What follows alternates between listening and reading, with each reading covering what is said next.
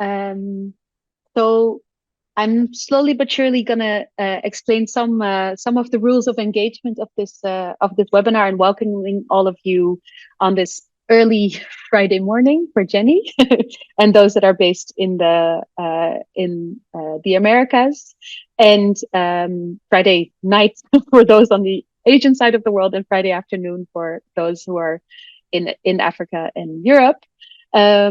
I wish you all a very warm welcome to the second webinar series, or second webinar of our webinar series that WageIndicator Foundation is organizing together with the Democratizing Work Network. I am pleased to see many of also those that are connected to the Democratizing Work Network, and we're super happy that you all could make it. My name is Fiona Drachta. I'm your moderator of today of this session, and we have two special guests here today, both with the J, Jana Besamuska and Jenny Nedelski. We're super happy to have you here and listen from your perspective on this important topic that is also in a lot of policy debates around the world currently. Maybe to kick us off and to set some rules of engagement of this webinar today. The idea of our webinar series is really that we have engagement with all of you, that we listen to your perspectives on the topic that we set out on the day as well. So once again, if your internet connection allows it, it would be great to have your video there as well so we can see your faces.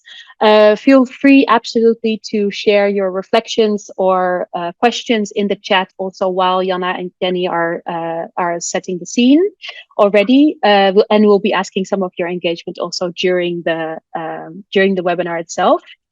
We hope that this space is a space for reflection and getting new ideas, and that you walk away today with some maybe extra information and new perspectives on the topic that we will discuss today. So feel free to engage and come up with new and fresh ideas as well. I'm really happy to announce today that we have two wonderful speakers that will work with us, or that will set the scene with us together about the topic around working less or living more, with a question mark. We thought about this webinar idea, especially around, because we know that in, the recent years, there's been a lot of talk about how we can reduce work time more, as such that people can live their lives a bit better and have a better work-life balance. But there's a lot of research being done also about how, for especially often women in the labor market, this then reflects on more care duties, even if they work less. So that's why we have a question mark after the working less, living more, because we don't necessarily know if work time reduction also always means that means that you work less, right?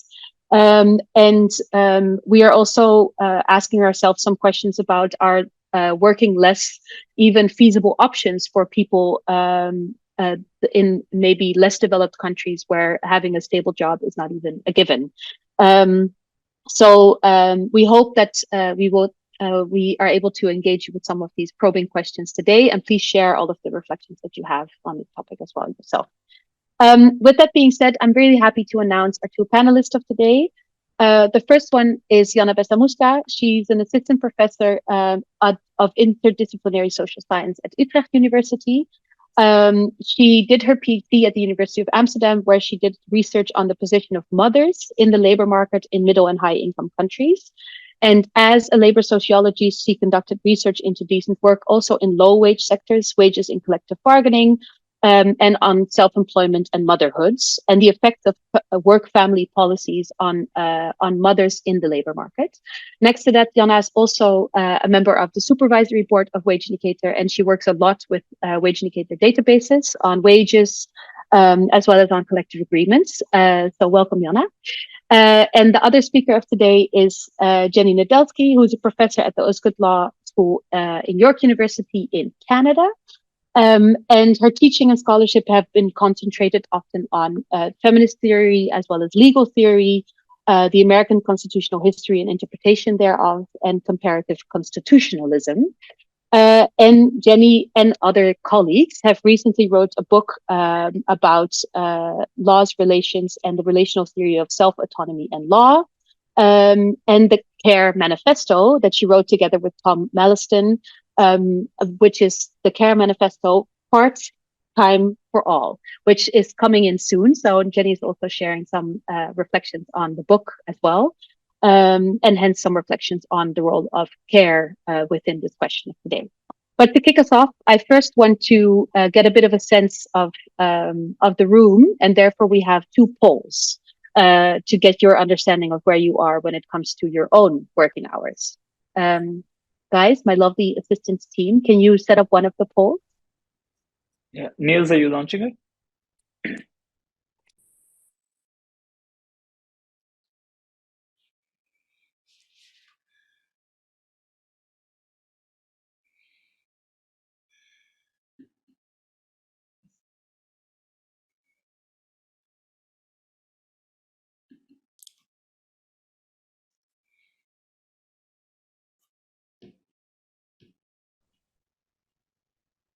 So question number one is related to the actual working hours that are based on your contract, if you even have a contract, of course, that even mentions hours. It might be that your contract doesn't even mention hours. And I see that most of us have in between 20 to 40 hours listed on their contract, which I think in many countries and within many CBAs is actually a quite standard working hour within the week, right? And we actually also have a second poll, which is a different, which is maybe a bit more about the topic that we discussed today. Niels, can you launch poll number 2? And this is about how many hours you actually work in a week.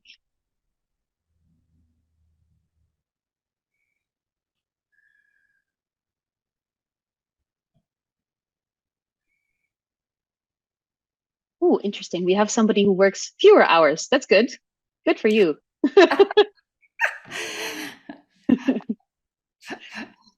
Really good.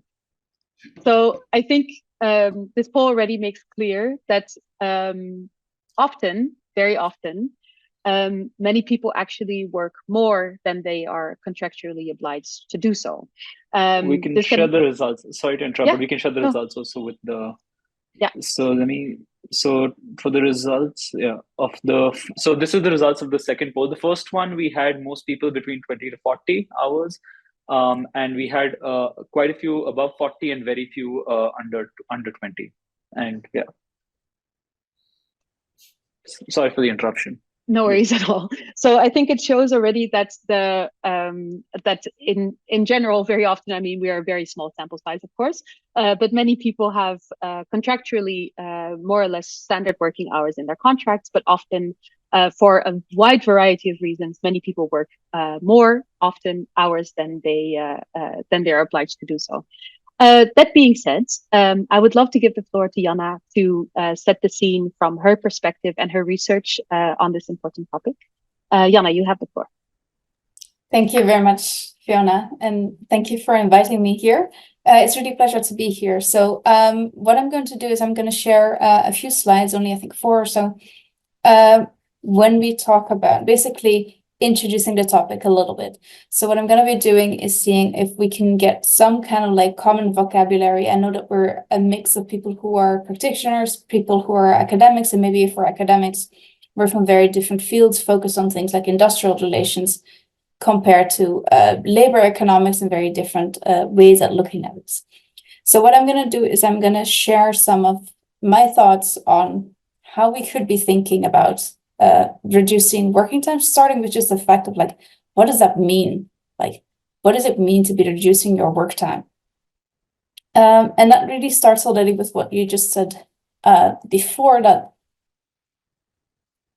we all have something in our contract. Well, not all of us, but many of you did say you have employment contracts that contain a specific number of working hours per week. And so unless you've negotiated for shorter working hours or longer working hours, the hours in your contract probably reflect the standard working hours in your organization. And a reduction of those kind of working hours has traditionally been on the agenda of the trade union movement. Right? And these kind of things, traditional demands, like actually for a 40-hour work week, were around in much of Europe around the Second World War. And they were successful, and actually so successful that now when I teach and I look at my students, we're around 20 or so who are in my lecture halls, most of them don't even know that we ever had a 6-day work week or that we ever had a 50-hour work week. Right? And so those kind of things now by young students in the Netherlands are often considered as something that maybe happens in other parts of the world, but not in our country. And so I think we've seen that these kind of reductions can really be implemented, can be successful, and can change. And in recent years, I think there's mainly been a lot of discussion on the 4-day work week. And a 4-day work week here specifically really means a work week of about 30 to 32 hours that you work in about 4 days. So this is not about condensed work weeks where you still work 40 hours, but you just cram everything into 4 days. This is an actual reduction in those work hours. And there's been a lot of work on that, for example, by Hyung Chung, but also by Koot and Pang.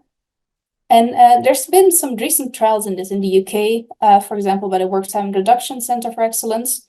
And they did some trials showing that there were benefits for both employees and employers. So these companies, they implemented a 4-day work week as a kind of like, let's just try and see what happens. And we see that employees actually reported less stress, lower burnout, and less fatigue than before, as well as a better work-life balance, life satisfaction, mental and physical health, as well as actually doing more exercise. And employers in a trial by the 4-day Global Week Initiative, they reported that their turnover and burnout decreased, so they were able to actually hang on to much more employees, while actually revenue went up, workability went up, and they found it easier to attract new personnel. So that all sounds like a pretty nice thing going on. Nevertheless, when we look at statements by, for example, Industrial, the global trade union, they put some question marks next to these kind of results and saying, well, actually, is this something we can implement across the world, or is this just something we do in professional jobs? And they point out that workers who already have a lot of trouble making ends meet are not going to go work less, right? Because they need that money. And nor can a 4-day work week be easily implemented in environments where employees work in shifts, for example. And so that also makes us wonder, I think, when we look at collective work time reductions, are we maybe watching privilege at work here? So are we seeing that those workers who are already better paid and who already have more of a say over when they work and where they work, are these the workers that now also get the opportunity to actually work less hours? And so much of the work time reduction that we see around is actually not the previous part of collective reductions, but a large part of that is also individual reductions of working time, right? And so people work less than is the norm in their organization. And that can be for a number of reasons that we're going to go into a little bit now, like work-life balance, health reasons, preferences, or sometimes you just cannot get full-time hours at your employer even. And when you think about it that way, you see that also there's some element missing in this trade union campaign, which is, let me say, from the 40s and 50s, right? And you see there's some things here that are missing that are actually very present in the lives of many people today and back then.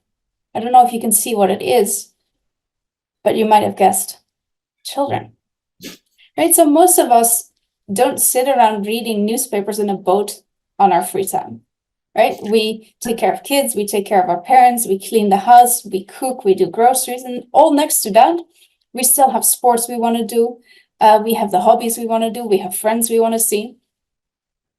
And so we might want to reduce those hours for more of a personal reason. And then from a more sociological and psychological perspective, what clashes with those reductions really is something that in sociology we refer to as the idealization of long hours. And so the way that many workplaces today are organized is that working long hours are often appreciated. And they're seen as a sign of devotion to your job and to your career. And so it's something you need to do to move ahead. And in that context, it's not necessarily self-evident that people are going to work less, even if you wanted to. And so, for example, in 2000, when France introduced a 35-hour work week across the country, there were actually very relatively minor changes in actual work hours. And many people just work more overtime. And you show that also in your answer to the poll a few minutes ago, when over half of you, I'm just checking the stats now, over half of you are actually doing more work than is in your contract. And so in both psychology and sociology, these kind of work cultures where you think you should be working more are labeled as having what we call ideal worker norms. And an ideal worker then is somebody who is always available for work and who prioritizes work over other things. And so that working all the time is a sign of devotion to work, which makes us think that to be a good academic or a good trade unionist or a good manager or a good lawyer, you have to feel this kind of passion for your job, right? And who wouldn't want to spend more time on their passion rather than less? Which brings us to the fact that if you have this passion and devotion to your job, you actually might end up working more hours rather than less.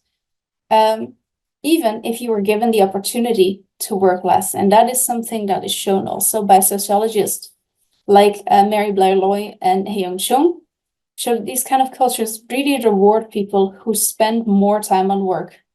And that can even lead to something that we call self-exploitation, where the more freedom you get from your boss, the more autonomy you get from your job, from your boss, actually the harder and the longer you end up working. And we also see that these kind of cultures really penalize those that spend less time on work. For example, if you work part-time, because you also have to take care of your kids. And part-time work has been associated with lower pay, less career progress, and in many countries also more precarious working conditions. And so these kind of individual working time reductions, as opposed to the collective reductions, you really do at your own risk at the moment in our current societies. And so perhaps the last thing I want to look at that might be a first and important step to take is, might we not try and create the kind of workplace cultures where instead of reducing the formal hours, we're going to actually work during work time, right? And that is something that is currently also being debated, especially among younger generations, and that is now being called quiet quitting. And quiet quitting is referred to as basically doing the bare minimum. It means you do the job tasks you're paid to do, and you work during the hours you're paid to work. And so I think it's really interesting that this is framed as quiet quitting and as the bare minimum, considering that you're doing exactly what you're paid to do. And so it's perhaps a signal of our time that is understood as doing the bare minimum. Thank you very much. Thanks a lot, Jana. Great, and love your all of the images that you use. Brilliant. Jenny, would you like to set the scene and perhaps also reflect a little bit on what Jana just shared? Okay, thank you so much. I'm so glad to have heard Jana's presentation. You'll hear as I give a summary of the book argument how important this issue of idealized work, and I talk also about it's not just your career, but excellence and success are so tied to long hours for us and status. So let me just say that the book is actually out. And I have an interesting thought here looking at the audience, which is very nice to be able to see. So I've been doing a lot of these, and this is the first that is work focused as opposed to care reproductive labor focused. And I notice a big gender difference. So most of the audience in the care reproductive labor, sorry, switch to a different language? No. Sorry, I just get some kind of sign here. Anyway, the audience in the care world is female. And so, part of what this book tries to do is bring together the issues of work and lowering work hours with the issues of care.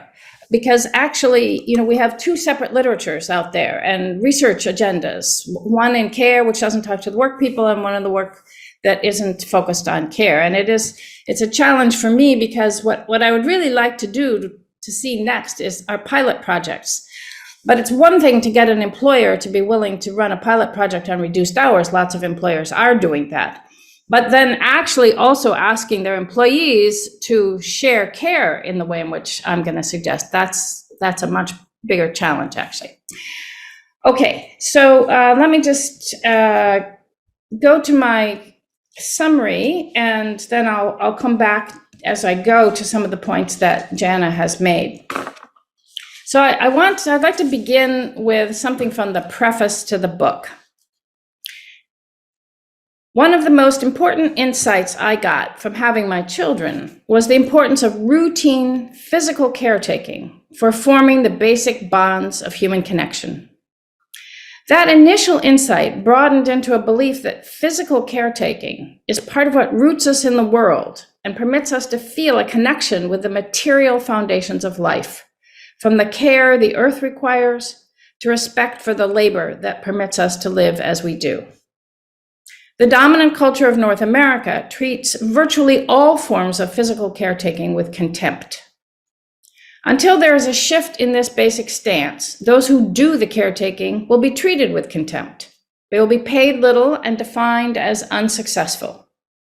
If caretaking were actually valued, there would be a revolution in the structure of our society. So I wrote those sentences in 1998. Now, with Tom Mallison, I offer a path to that transformation. Our book is about new norms that could restructure our lives so that everyone, no matter how important their work, experiences the joy and connection of caregiving, both physical and emotional. The norm would be that all who are able provide roughly 20 to 25 hours of unpaid care every week, an amount sufficient for them to acquire the knowledge and connection that care brings. The need to learn from care grounds our argument that everyone needs to do it. In addition, roughly 30 hours a week would be the upper end of the norm for paid work. We think these profound changes could have vitally important impacts, ending the unsustainable stress on families and the gross inequality for those who provide care. Could also ensure that high-level decision makers actually know something about care, and those who do know something about care could become policymakers.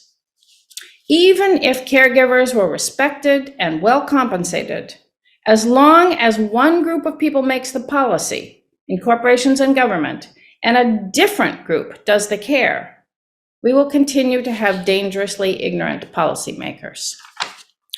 Part-time for all, the framework that we propose, could end the long-standing degradation of care and those who do it, as well as the policy distortions that flow from failing to recognize the value of care.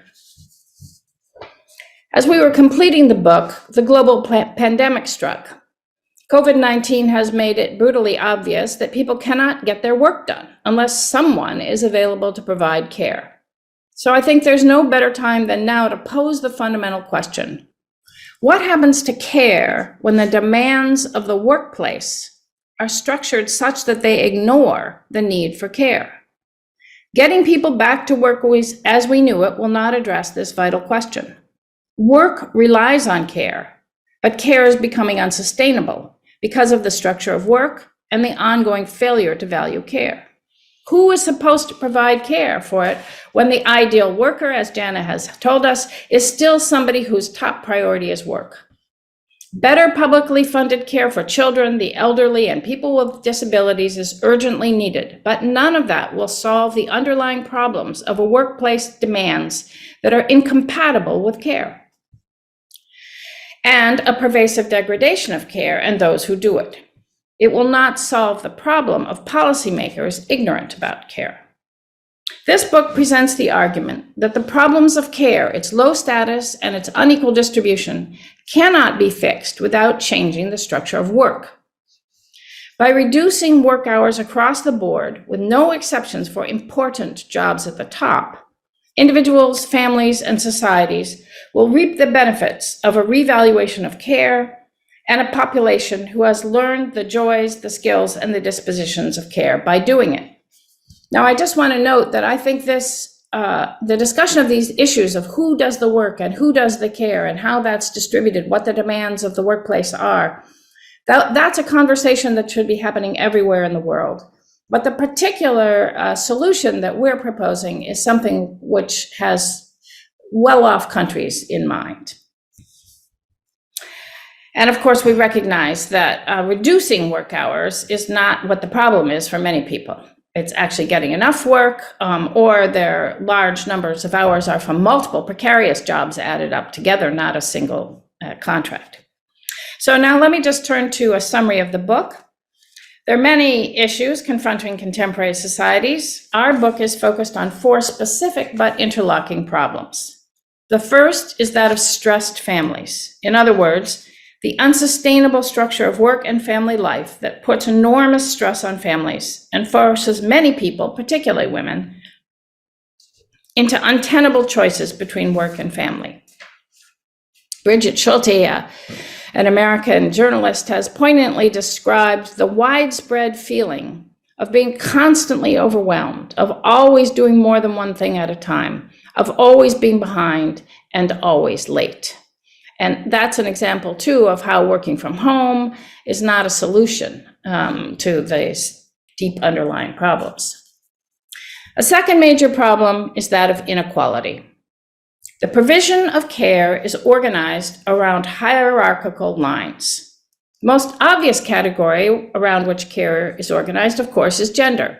But today it's obvious that gender intersects with other categories, such as race, class, and citizenship status. The reality is that those on top, rich white men, do very little care. The key point is that as long as care work remains stigmatized, as long as powerful men do very little of it, and poor women do the bulk of it, society will continue to be profoundly unequal in terms of status and economic well-being. I often say in my talks and to my students that even if you don't care about feminism, gender equality, families, even if your object is equality, you can't get equality as long as care is organized around hierarchy and degradation. A third problem we refer to is what we call the care policy divide. Those in top policy-making positions in government or business are almost always people with very little experience of the demands, satisfactions, and importance of caregiving. This means that policymakers are, for the most part, ignorant of a core dimension of human life. This renders them unfit for the job.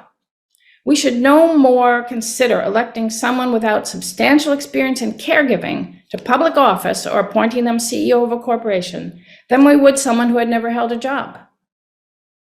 Our claim is that knowledge of care is essential to good policymaking, and the necessary knowledge can only be acquired by a substantial amount of ongoing, hands-on caregiving.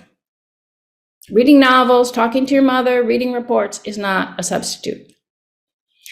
The final problem, which intersects with all the above, is that of time scarcity. Across the OECD, 17% of men work over 50 hours per week. In Europe, the average woman in a couple with children works a massive 71 hours every week when you include her unpaid care work. The roots of these 4 problems are clearly complex, but there are 2 fundamental causes. The first is the dominant norms of who's expected to do care and who gets a pass from this core human responsibility. The second is the economic system, which particularly in the neoliberal countries generates widespread economic insecurity. The only real path to economic security in those countries is becoming an ideal worker, someone willing to work full-time and who can displace family and care obligations to the margins of their life or onto the shoulders of others, paid or unpaid. Our book is aimed at the kind of fundamental change that could actually address these deep systemic problems at their roots. Our proposal is part-time for all. In essence, our proposal is that we need a dramatic change in the dominant norms of who does care work. And second, we need a complementary set of changes to our workplaces in order to foster and facilitate a more equitable distribution of care. So let me say a few words about both sides of the proposal. We think that the heart of the solution must be new norms that everyone is responsible for providing care. Our proposal is that all capable adults should be expected to perform significant amounts of care throughout their lives. No matter who you are, how important your work is, even if you're a preeminent surgeon, all-star athlete, or senior executive, everyone should be doing substantial care. And likewise, everyone should work part-time, that is, no more than 30 hours a week. And I should say that we do make space in the book for periods of intensity. There are lots of jobs, including lawyers or international aid workers, where there are going to be chunks of time, up to months, when they can't be fulfilling their care obligations. So the solution to that is you go off, you do your work for an earthquake survivors, or you finish your big case, and then you come back and you don't work. You make up that time in care. Our argument is that practically everyone is capable of learning how to provide decent quality care, just like almost everyone is capable of becoming a competent parent. And moreover, everyone needs to experience substantial amount of care work in order to reap the benefits that come from it. So the project is to radically change the norms of who does care. People would encourage one another to resist the pressures of taking on more work and support and appreciate one another's care. Now, while we advocate support rather than shame, there will be a certain kind of shaming that always comes with norms. So, for example, announcing your failure to meet those norms, say continuing to proudly announce how long you work or that you don't do care because you have such an important talent, would generate the sort of concern, disapproval, embarrassment, pity, or unease that currently would arise if a competent adult male announced at a party that he had never held a job. So workaholism, which is a phrase that at least in North America has come to be something one can announce with pride, would actually be treated for what it is, an illness. As with current gender norms, people would feel some pressure to conform, but it is important to remember that in our model, these are norms, not laws, though there would be some laws necessary to facilitate this transformation. There'd be no bureaucracy to define and measure care. No one would go to jail for working more than 30 hours or be fined for failing to change their fair share of diapers. On this model, the responsibility for care is lifelong. It does not follow the current arc of life stages, intense when children are young or parents are elderly. When these immediate demands recede, we expect that people would maintain their care obligations in chosen communities of care. Those could be faith communities, neighborhoods, geographic neighborhoods, soccer clubs, a group of people, not family primarily, not intimate friends, with whom one forms fairly long-term bonds of commitment of mutual care. And we also see that care for the earth is an important part of this project for similar reasons. It's essential, care for the earth is essential for life on the planet.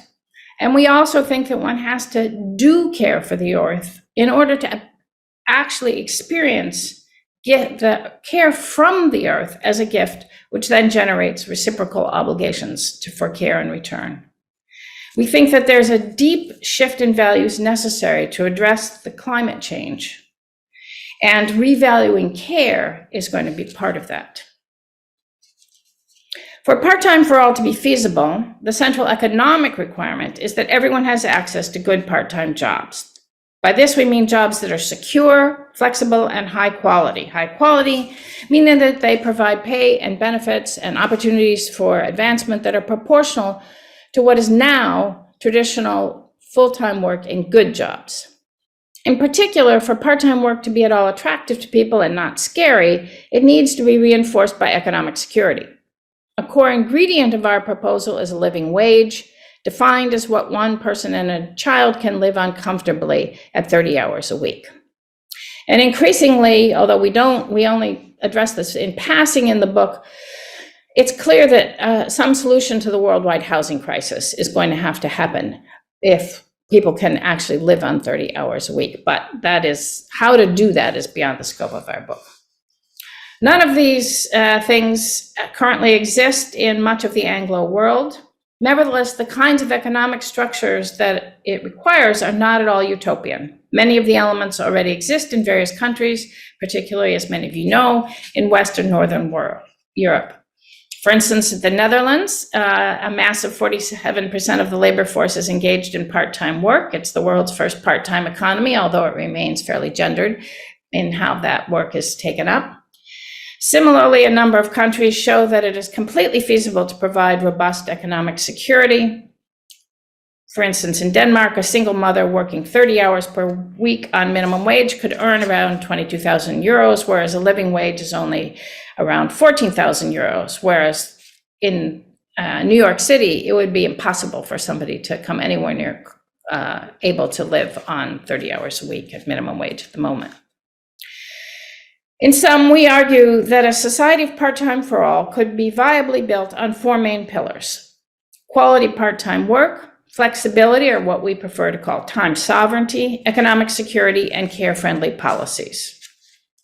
Such a society does not currently exist anywhere in the world, yet we demonstrate that each and every one of these components do. We know that each pillar is feasible, as it already exists in some form, and we see no reason why the pillars could not be combined. This is the essential realism of what sometimes looks like a utopian project. We're not advocating institutions that are unknown or untried. We can overcome the standard but very real political difficulties of electing care-friendly governments into office.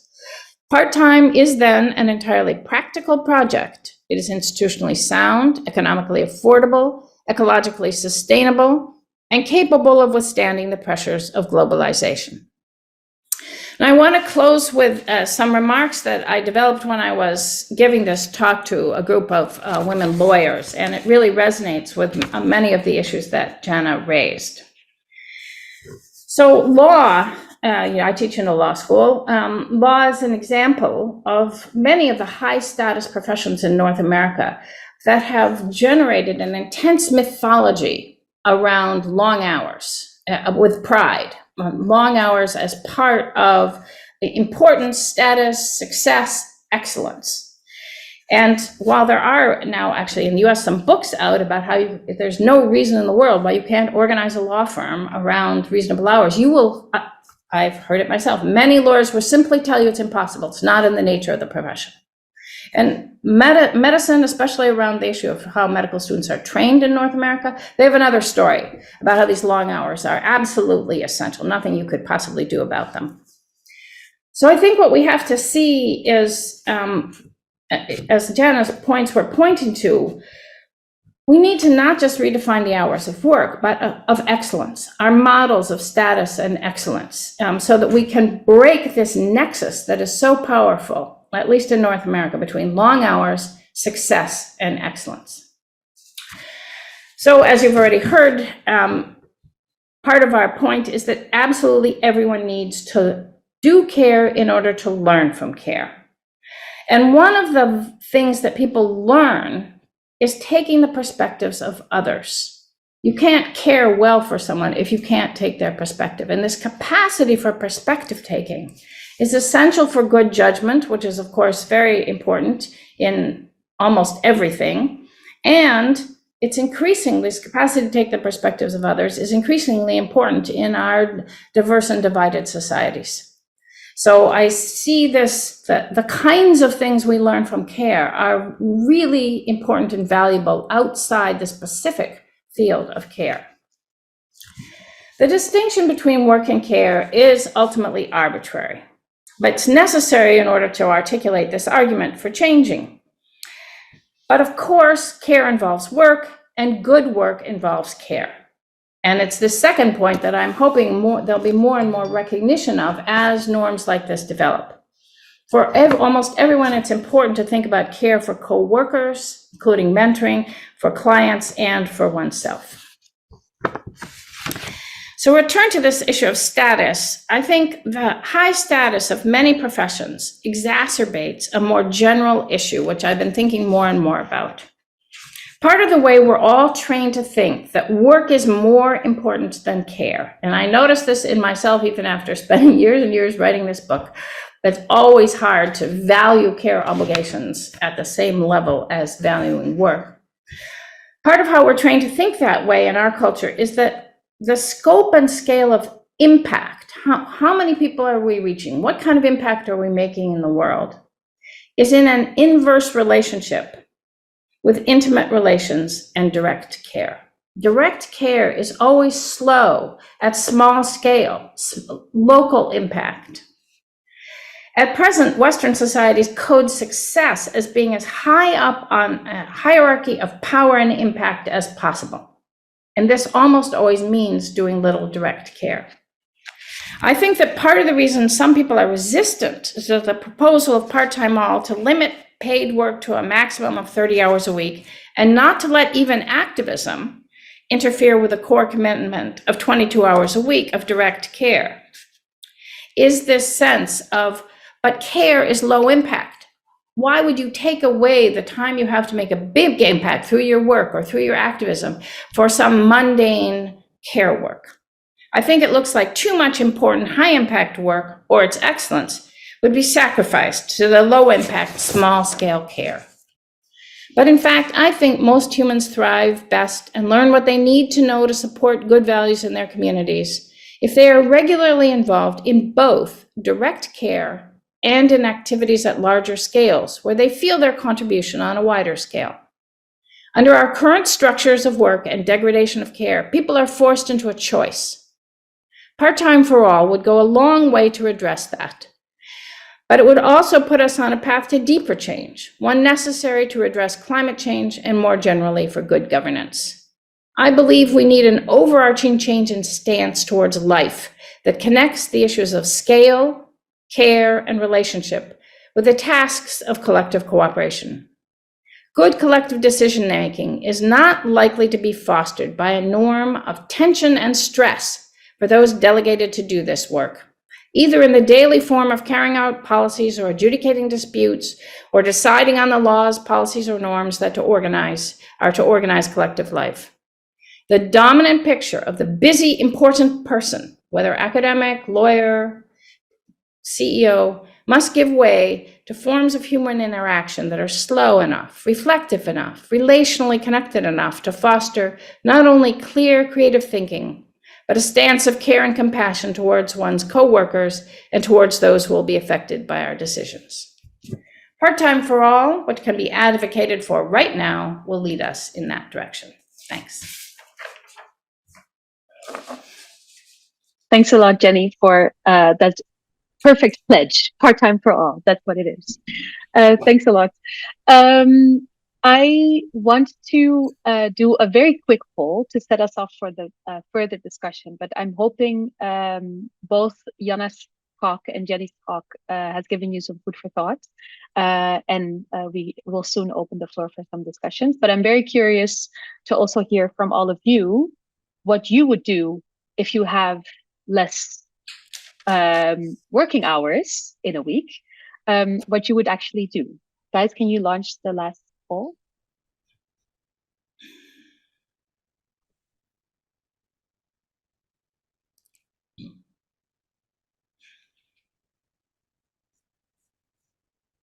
So if you would have a full day of less obligated work time, what would you do? You have to pick one. Yes, you can pick one. You can only pick one, I think. Yeah, so what would be your top priority, I suppose, out of all of these?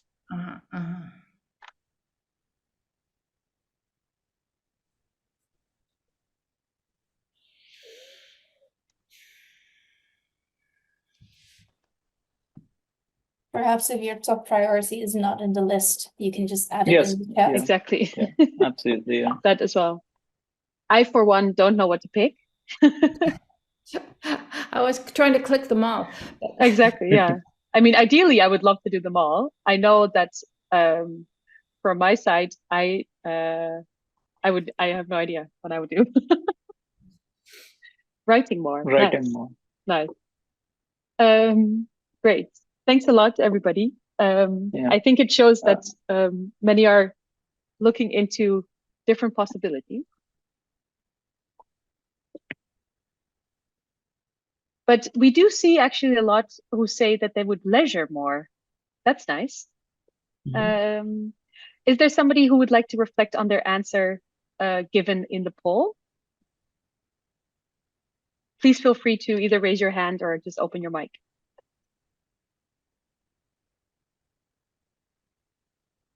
I think maybe, Fiona, that also is a little bit connected to what we understand as living more, right? Mm-hmm. And I think that is also the big question about Jenny's thesis, that part-time for all and care for all. Is that care for all then part of living more? Or is, you know, are the other hours a week that you're neither doing paid work nor doing care work, are those you're living more? Yeah. And so I think that really would depend on us as people as well, right? Do you see that care as something leisurely, something you like to do and that inspires you, or is it something that you feel like you have to do?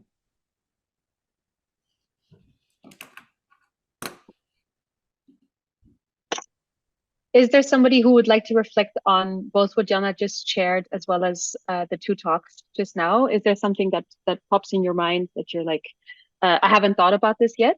Or in this way? I mean, Jenny is actually basically proposing to us that we have to restructure the way that we function as society, right? I mean, does anybody of you agree with this? Or do you feel like from your perspective, this wouldn't work at all? So I have a question. I'm not sure we're doing questions now, but Go ahead. I mean, Go ahead. Okay, I mean, so since we are talking about sort of the larger social effects of this, I've been reading, I mean, separately on issues of aging and, you know, like the larger demographic consequences. And there were two things that I came across while reading about that, which sort of coincided. One is, I mean, obviously, so there are, in a lot of places, it's being, you know, claimed that, you know, women are actively shying away from marriage or having children because obviously they're disproportionately burdened with care work, and therefore it's a, you know, direct penalty, I think, on their careers, you know, having children. I think there's been research from different places, including Denmark, that's shown that the gender pay gap is less a gender pay gap than a penalty for motherhood in that way. And so, and also, I mean, I read that I think in Europe there's been this growing trend of women having children over the age of 40, because basically, again, delaying motherhood to avoid the early penalties to their careers, and especially using things like assisted reproductive technology, which also has negative health effects for them. I mean, I'm just looking at sort of the larger consequences at a, you know, again, I mean, social, demographic, economic, political level that this is having, because once you look at low workforces, questions of opening immigration also come up. I mean, is there a recognition that, again, something like care imbalance in care and care responsibilities and work time are having these very, I mean, almost not, I mean, not catastrophic, but very, very serious consequences in society at large? So can I say a word Go to that? ahead. Yeah, sure. So I'm happy to say that my book is already being translated into Korean. And I gave a talk in Korea and learned there that they have the lowest birth rate in the world. And they have some of the longest working hours. And, you know, to me, it's almost, now that contraception is available, it's possible for women to just say, we're not doing this. You know, we're not going to work these long hours and try to have families because there's been no adjustment to the care responsibilities, or a tiny one.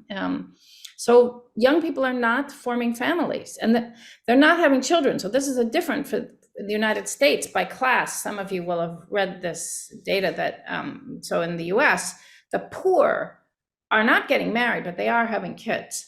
And this has its own problems of poverty in particular.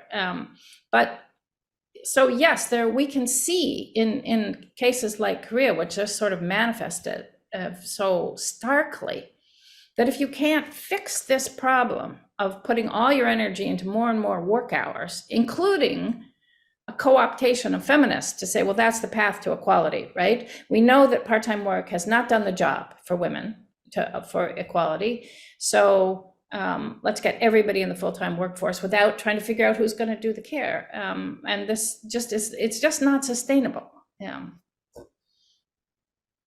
So thanks a lot, Jenny.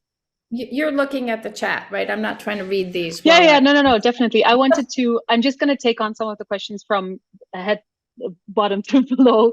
So Jean, you were posing the question about if there is a possible conflict between those who want to work more and earn more and those who want to work less and earn less. Could you maybe, if you want to, you can ask the question yourself, or maybe elaborate on your question a bit more?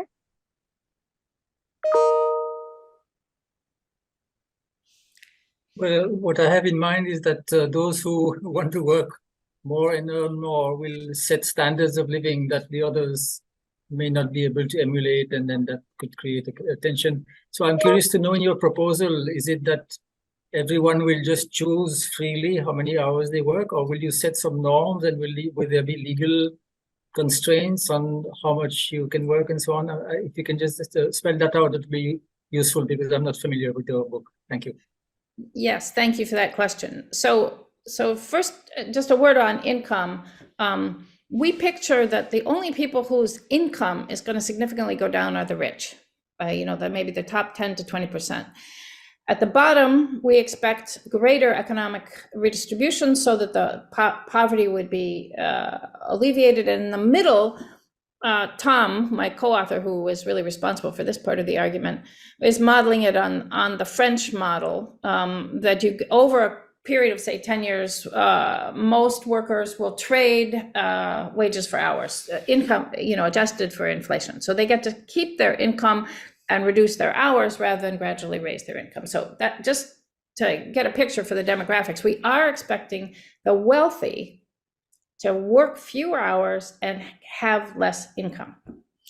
But so the ways in which we expect this to actually play out in terms of the ways in which norms constrain people's behavior. And some people say, well, why do you just keep talking about norms? Why not laws? And my first answer is, we should remember that millions of hours of unpaid labor are extracted from women all over the world just from norms. Norms are tremendously powerful, and we shouldn't underestimate them. And so changing the norms, if it becomes embarrassing to say that you work more than 30 hours a week, if people, maybe recommend a good therapist or something, instead of a badge of honor, then we expect people's behaviors will change by all the ways in which social norms are constraints in our lives now. Of course, I'm sure I don't have to tell this audience that you'd be crazy to think that, who does care work is a matter of individual preference, unshaped by societal norms. I mean, that's hard to believe. Anyway, so we are not leaving it to individual preference. The norms are nobody does more than 30 hours a week of paid work, and everybody who's able, about 22 hours of unpaid care.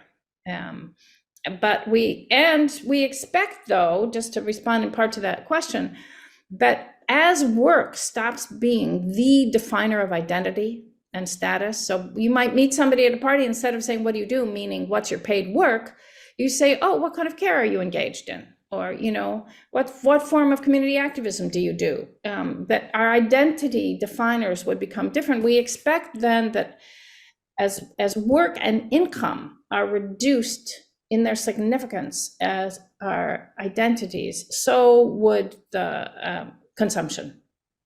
So that the competition around consumption, we would expect to be significantly reduced. I'm not saying eliminated, because we do want to say that this is compatible with a capitalist economy. Regardless about whether it would be better if it weren't, it's important to say it is compatible. We can do it now. We do not have to wait for the revolution. I mean, or it is the revolution. Or it is the revolution. Yeah. Yes. Thanks a lot, Jenny. Yes. I'm just quickly checking with Joshua. Do you want to respond to Jenny's point here? And then I'm going to give the floor to Brian, who's been asking some very good questions in the chat as well. No, I think going to Brian. Well, I mean, I was a question about norms, but I think I'd rather just go in the queue. So so go ahead, and Brian. Okay, Brian, yeah. I think maybe your questions in the chat as well about how do we decouple money and power to this question as well, right? Do you want to elaborate a little bit on that in relating to what Jenny just shared? Do you mean me? Yes. Sorry, do I say your name wrong? Sorry, it's Bryn. It's Bryn. Oh, Bryn. Sorry. It's all right. Bryn, go ahead. I was just wondering if there was a secret Brian in the chat. What about decoupling money and power? It was, first of all, one thing actually, thank you so much for these presentations. One thing it really makes me think of that we speak a lot where I work is actually sometimes you have to get one thing out of the way to make a lot of other stuff possible. So in city planning, for example, it's cars. You know, we have to get rid of cars if they're moving or if they're parked, and then suddenly everything everyone wants becomes possible, you know? Better waste management, more trees, and maybe work or at least employment is something we have to slightly get out the way in the way we organize our weeks. And so I thought that was really, really interesting there. But yeah, the question about money and power then was about how do we, I really love the utopian idea that we would just change norms, but I'd love a bit more the idea about how we make that change in norms happen when ultimately, at least if we do this within a capitalist context, money is power and people who work more will have more money, especially if they're highly skilled. I struggle to see how we stop ourselves falling back into this slightly kind of winner takes all logic with bigger and bigger gaps in wealth and the power that goes with it. I don't know if you've thought about that, especially Jenny, kind of safeguards you can put in place to stop that happening, or if we're just really hoping that norms will do the work. Because I agree, norms can be really, really, really powerful, but these norms would be going against the structural flow of power in our society. So I'm really intrigued about that.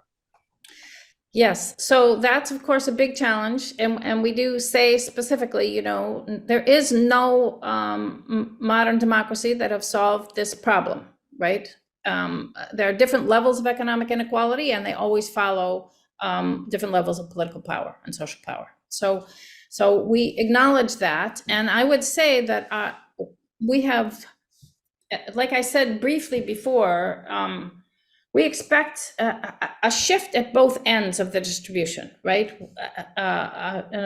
Raising everybody at the bottom up, and a essentially voluntary reduction at the top. So I just say another word about norms. So we, in part, in response to questions like this over the years, I have 5, I think, short examples of things big changes that I think began as norm changes. So the first is, you know, the incomplete feminist revolution, which really was a grassroots movement. Most recently, the astonishing rapidity with which the change around same-sex relations has happened all over the world. That really began at the grassroots. And I must say, you know, in Canada, because the Supreme Court entered in early on, mandating same-sex marriage, people tended to put a lot of weight on that. But I think if we now look at the trajectory in the United States, which was only a year or two behind without that court intervention in most places, I think it's wrong to put the weight on the courts. This was essentially a norm change at grassroots level with huge impact and very closely tied to identity issues, which is the case here with gender and work, and drinking and driving. So that's an interesting example because it was always illegal. There were no norms against it. So everybody could leave in North America. So I remember early on, back in the 60s, going to Sweden and discovering that people actually, you know, when you arrived at a big party, but people asked who was the designated driver. In North America, I never heard of such a thing. But so that's a big difference. The laws were static, but then they actually got enforced because the norms changed. And anyway, so there are a lot of examples of really non-trivial social transformations that have started as norm change. Now, I do think that the question, I think this has to, just like we say that economic security, without economic security, this would only be the option of the well-to-do, right? And I do think that this goes back to Jana's point about individual transformations, right? Individual accommodations. When I started giving these talks where there were a lot of government lawyers in the room, people would come up to me privately and say they had privately negotiated a deal to do part-time work. It was not part of and it never became, even though it worked perfectly for them and their bosses were very happy with it, it never became policy. So it's possible to start at the individual level, but then we all have to, you know, do the work of trying to make that systemic. And I will say, I left my job of 33 years at the University of Toronto Law School because they said no. They would not commit to letting me move to part-time. And fortunately for me, there was another law school in the city. And they said yes. They created a part-time job for me. But I will say this was not without complications. Because even universities are not set up to have full-time senior faculty as part-time workers. It's just those are incompatible categories. It turned out I couldn't be on any important committees because they were designated as you had to be tenured and full-time. And I had agreed to accept, a part-time contract anyway.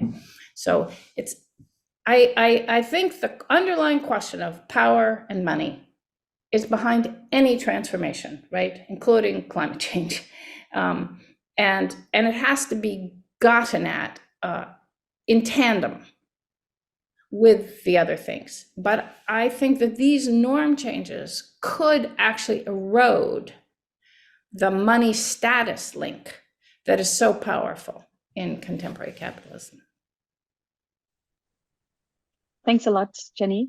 I'm also looking at Jonna to see if you would want to reflect on this point about decoupling money and power, because you came up with a point about the status, right? So do you want to share some of your reflections on this point?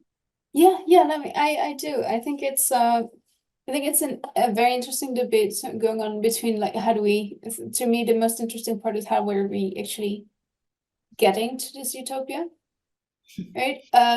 In a sense of, is that a possibility? And I do think that the current link between money and power is not as obvious as Bryn said in the introduction, in the sense that I think there's a lot of work, especially at the top, showing that people who work at the top don't actually necessarily work much harder than everybody else, right? But there's certainly a large in between. And I think it's also very much our understanding that a manager works harder than somebody who's working in the parks and recreation, right? Who's cleaning everything, or who's working in the gardens, who's actually on their knees the entire time, standing up, lifting things, walking around, but is sometimes understood to be working less hard than somebody who's sitting around in an office. And I think that is something, well, there's good reason to say, if you look at occupations like lawyers and doctors, etc., that they make long hours and they make much money. But there's also exceptions, especially at that top 1% and top 10%, where you see a lot of people actually that money that they're making is not necessarily from their own work, but from appropriating the work of others, right? And that doing the same work in much heavier occupations actually might be much harder work. In a sense also that I think much of this research looks at standard hours, right? So remember the question that we looked at, what hours are in your contract? Now we see that in many occupations, for example, like in construction or many low-paid occupations, there's a large difference between the hours in your contract and the hours they're actually doing. Because people make up those hours with overtime, right? They make up those hours with night shifts. They make up those hours in all kinds of ways. But they're not being paid that by a standard degree. And I think part of that also comes down to something that we should be considering in this debate, and that is employer discretion, right? The ability to determine when and where your workers actually work is crucial to employers, especially in an economy like ours, where we want to be able to order something online today and then get it by the end of the week or even tomorrow, right? That means that as an employer, it becomes very important to set up your production process to fluctuating markets, to be able to say that we need a night shift. We need somebody to work on Saturday, because also, I mean, all of us do our grocery shopping on Saturday too, right? I mean, is anybody who never does grocery shopping on Saturday or in the evening? Oh, Fiona. No. So I think that kind of and I think that is something that we need to then also visualize, what would that economy look like, right? Or do we entirely let go of the idea that there's a Monday to Friday and there's a weekend? So do we let go of that idea of there's shared days off in that sense?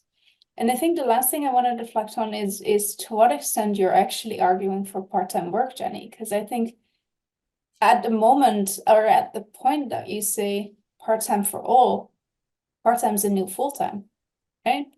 30, is it any different at that point from the 4-day working week? The idea that we just all work less. Sorry, say that last point again, please. So if we all work part-time, then that part-time is no longer part-time, right? That part-time is a new full-time. And so to that extent, nobody's working part-time anymore. Everybody's working full-time, except full-time is now a very different number of hours. Yes, that's right. Can I just say one thing back to that? Go ahead. I was at this convention of women lawyers, and I went to the panel before mine, which had 4 women of color or indigenous backgrounds talking about, what does it mean to be a leader? And I'm sorry to say that the message from all of them was, you have to work harder. That was the message. And this is a very common message, right? There's discrimination out there. The solution is work even harder. And so I came after that. I was happy to have a chance to do that, but it was really sobering to see these really admirable women telling young lawyers that they should just work harder. So I do think that's, and I just a note to something Janice said, Tom, it's the idea of time sovereignty, right? And the tension between the importance of time sovereignty for the worker and, what are seen to be demands of the job. But so we have just little bits of saying that all jobs are going to have to be redefined, right? Because most jobs, aside from a whole set of bad, precarious jobs, most good jobs are full-time.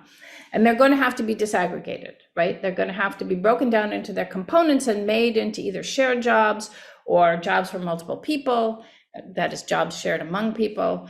And we really hope that this will be the place for democracy in the workplace, right? That this big task of redefining everything, employers will see that they have to bring their workers in. The workers will have to be part of this project. It can't be a top-down thing if it's expected to work. So we see this as an invitation in to workplace democracy. Thanks a lot, Jenny. I'm asking Lisa and Isabel maybe to come and share your reflections and your questions, because you've been commenting to each other, right? Lisa, you want to go first with your question? Yeah. Thank you very much. So I live in part-time paradise of the Netherlands, so maybe that is a question that is sort of coming from a question of privilege. But what I see here and in other European countries is that people are struggling to combine work and care, but there are so many tasks in societies that don't fall under paid work, and they are not care work in a traditional sense either. They might have to do with neighborhood initiatives in a broader sense, or they might have to do with environmental tasks, or they might have to do with lobbying for institutional change. And I mean, it's this deja vu experience that everyone says, oh yeah, shouldn't we? But then no one has time because of work and family. And so I'm just wondering whether we don't need a kind of third category here, or maybe broaden the notion of care, but that would be in tension with some of the things that you said, Jenny, for a kind of civic work that is just urgently needed in society, and that is something third in a way, and that we need to make more time for. So yes. I'd be interested to hear what you think about these, both of you. I agree completely. Maybe somebody here will remember the name of there's a woman, I think my generation really, but wrote about this much earlier, a German feminist who talked about the 4 spheres and Frida Haug. Yes, right. So Frida Haug, it does exactly that, right? And so community work is a piece of that. So it's roughly care. I can't remember, but anyway, that's an important. I think it's self work, paid work, community work, care, and political work is one of them. Yeah. So political activism, and community work, I think, is tremendously important, and I do that was my real tension in filling out my my poll earlier. Would it be leisure or would it be community activism? Because I think both of those have suffered in my own life, trying to do family and work. And so we do talk about it as being very important, and we expect that everybody will use some of their extra time for that, right? But it is, Rainer Forst pointed out the arithmetic to me, that actually it's 52 hours we're talking about between paid work and unpaid care. That's a lot, right? Of kind of socially demanded contribution, right? If you call it that, and then you have to figure out the other stuff, is in the time left over.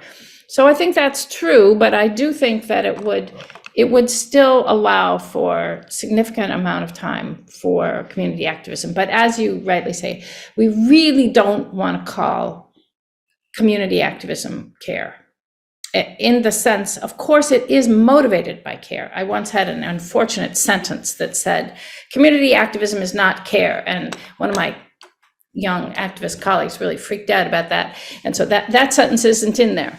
But I grew up, came of age in the 60s and 70s when all the radical organizations, anti-war stuff, they were all run by men, and the women got the coffee and ran the mimeograph machines. So, and we see today that NGOs, they are not models of good worker relations.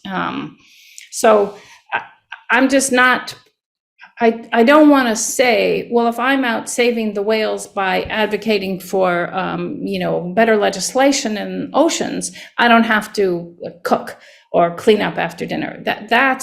We've had centuries of that. So that's why I'm not prepared to blend those, but I think it remains an absolutely vital part of what living fully is. Thanks a lot, Jenny. And maybe this relates back again to changing norms, right? So Joshua, maybe you want to reflect on that with your norm question.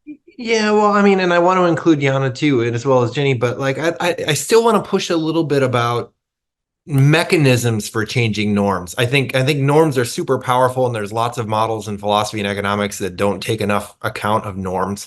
But mechanisms for changing norms, including for changing gender norms. So we were asked kind of to reflect on our personal situation. I should probably say that I was the one who said that they work less than their contract hours right now. My wife has taken a new job. We've moved. I'm on sabbatical, so I have flexible time, but I'm writing way less than I normally would because both our teenager and our 4-year-old have all sorts of transition issues, as well as my mom's parent. And that's happened throughout my life when both of my parents had cancer, being a primary advocate and caregiver for them, right? How do you incentivize?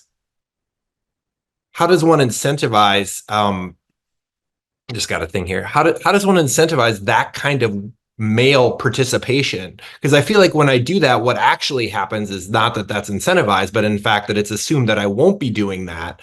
And that's reflected on how, for example, maybe even my career might look to some people, for example, much less within the organization. So can you say just a little bit more about not just how norms are powerful, but transition steps, either, in the academy, in the workforce, public policy, that would incentivize that kind of care work?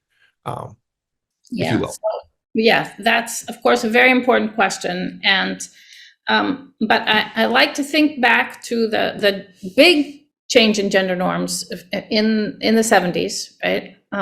Which began at this grassroots level. And so I guess in the first instance, what we hope for from the book is not new laws, right? But more and more conversations. And I sort of sadly, I'm relying on the fact that I think a lot of people are very unhappy with the current arrangements. They don't like the tensions around work-family life. I see it in my young law students who, including the men, who are not looking forward to the hours at the big law firms that, is the prize you're supposed to be after.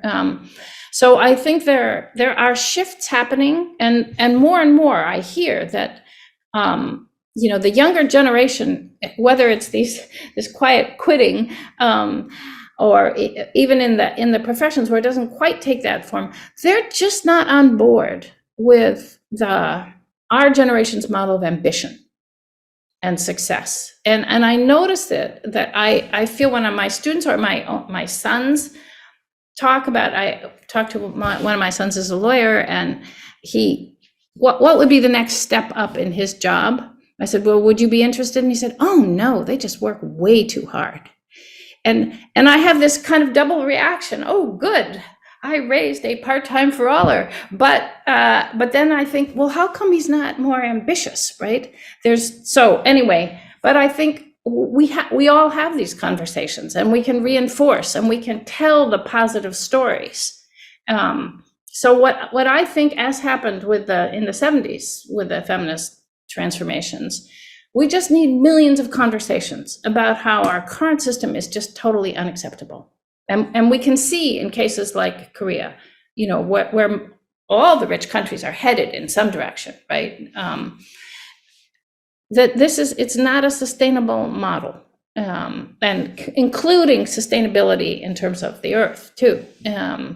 This is a model that is nobody's asked about this, but it has to work with a G growth model, or whatever the best language is, a market economy that is not growth based, right? That's what we've got to have, because this is about less production and less consumption, which, used to be the definition of an economic crisis, right? That's what we're after. So, but I think I am counting on something as primitive as conversation, right? And lots of individual efforts, including efforts then within unions. So we haven't had a chance to talk about that. I just want to put this on the table. At a panel I did a couple of weeks ago, there was a labor lawyer from Poland, or labor activist, and she belongs to some small union, and they're all about advocating for fewer hours. Whereas in North America, though you did say there are North American labor people involved in this organization, in general, the labor unions in North America have not been at the forefront of progressive change, not on gender, not on race. And their agenda, I think, still roughly is full-time employment for all. That's their job, is, to protect jobs and make sure everybody has full-time employment. And so, but it's very important to get them on board, right? To get the labor movements to see, this is a better way to work. So I don't have a program, follow A, B, and C. We just should all talk. Thanks a lot, Jenny. Jana, maybe some reflections, and then I would like to give the floor to Isabel for some of her questions, and then we're slowly going to round up because I'm going to give you your Friday back. Sure, let me try and be really quick then. I think, Joshua, I was just writing in the chat a few minutes ago that actually when part-time work came about in the Netherlands, which was about in the 1980s, it was one of the points of the feminist movement, and also part of the feminist movement in the trade unions who advocated for part-time work, and their entire feminist treatise, essays showing or arguing that if women in the Netherlands, who at that point were still mainly quitting the labor force at the point that they got their first child, that if they would continue in work and would continue to work part-time, then we could expect their spouses to start doing more work at home. Right? And it was just kind of a given that from their improved position in the household, in the labor market, they would have more bargaining power to then arrange things more equitably at home, right? And that just never happened. And there is still research going on saying that argues that if women have a better bargaining position in the household, they would redistribute that more. I don't think there's been a lot of evidence that actually works. And so to me, that kind of change can't come from households and can't come from families in that sense. It has to be more structural. And I think one part of that is service provision, right? Is something as simple as countries with a lot of part-time work where schools actually finish at 3 p.m. or at 12 on some days, right? Assuming that somebody is going to be there to pick up the kids, compared to countries where childcare is just much more in sync with the workday, right? And so that syncing of workday and care, I think, is important. And I think the other part that is going to be really important is the workplace itself, and that is maybe where that democratization can come in as well. Is changing that culture of what is acceptable and what should be standard hours, which is that negotiation over working hours, I think in that sense really has to come back. And that can also perhaps come back in the discussion around the right to disconnect and the right to your time to actually say, current legislation coming in, also practices coming in that you cannot just email everyone in the weekend, on the evenings. And I think those kind of discussions need to be had in workplaces.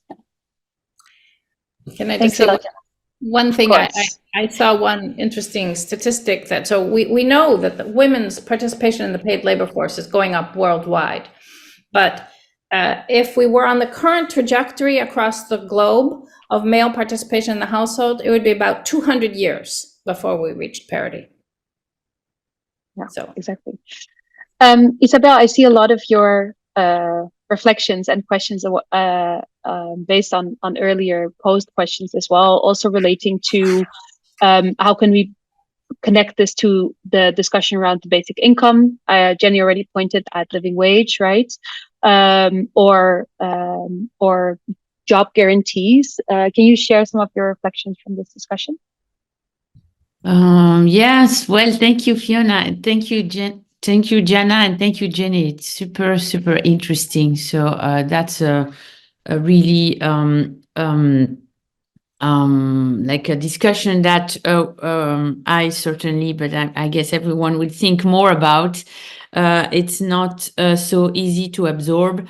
I wanted maybe to make 2 points and ask for more input from your end on 2 points. The first one is about the connection between part-time, arguing for part-time, and care.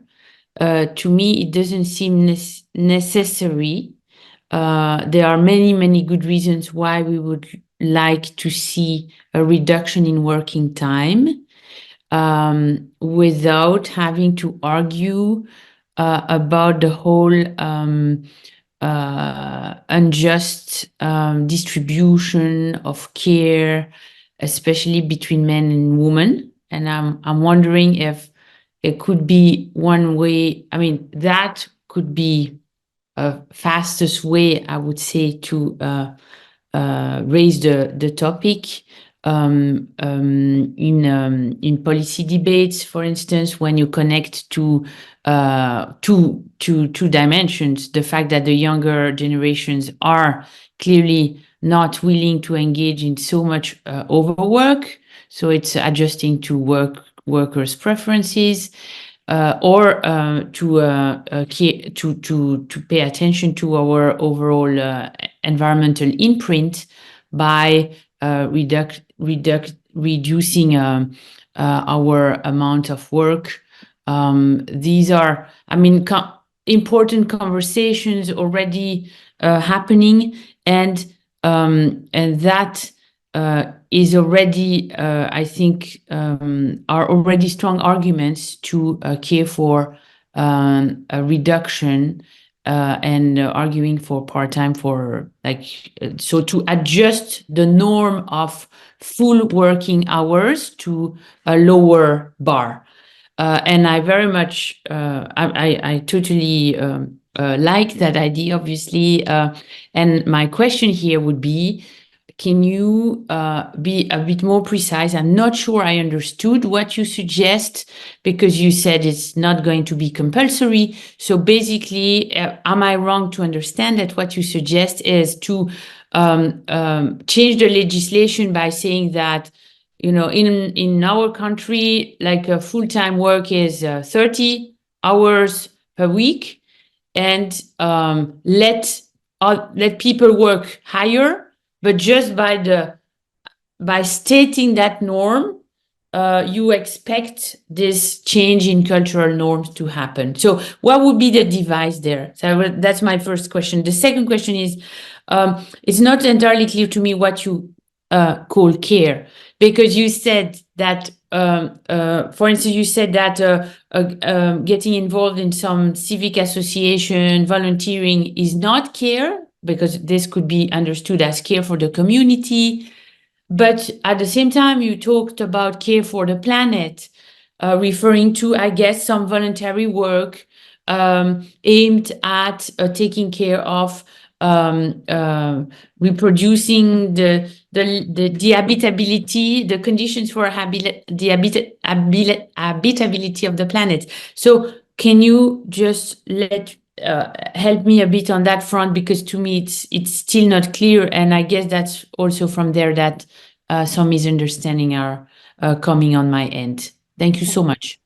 Thanks, Okay. Isabel. Can Jenny and Jana, can I ask both of you to respond to Isabel's questions and make your closing remarks at the same time, because then we're rounding up with that. Is that okay? Yeah, Jana, you want to start? Sure, yeah. Because I think also my reaction would be rather short, and I really agree with a lot of what you're saying, Isabel. And from my part, that really means that for me, I would put my hope in the more collective work time reduction. So I think what we've seen throughout so many years now is that individual reduction of work hours that we call flexibility or part-time or whatever has all become associated with stigmatization of against ideal worker norms. And so I really wouldn't put my hope in that. So I really would put my hope in the more collective reductions. But I would hope that we can find a way to do that also allows for personal preferences, for personal willingness either to do care or to do paid work. And I really, for the more philosophical view on work, on paid work and unpaid work, I think I really would prefer to then come to a solution where that work, that care in the household is no longer fully unpaid, but that we are able to do that in a way that also really chops away at the distinction between paid work that is not care-related work and unpaid work that is just a chore that we all need to do, whether that be for 5 hours a week or for 22 hours a week. But to start to really look at how we can put that together so that you maybe link that even to a basic income, something that also shows that we actually value that rather than saying it's so valuable that we should all do it for free. Okay, thank you. So that's helpful. So first, on not a necessary connection between reduction in work hours and care. So that is literally true because we have, as I said at the outset, these separate strands, right? There are many researchers and many activists who are working on one and not looking at all to the other. But in fact, I think the interdependence is necessary. It's unavoidable. The structure of work shapes how we organize care, and work relies on care. So we are taught a fantasy that care is some matter of private preference and household organization. But of course, as I said, we should know from COVID, when the daycare is shut down, people can't get their work done.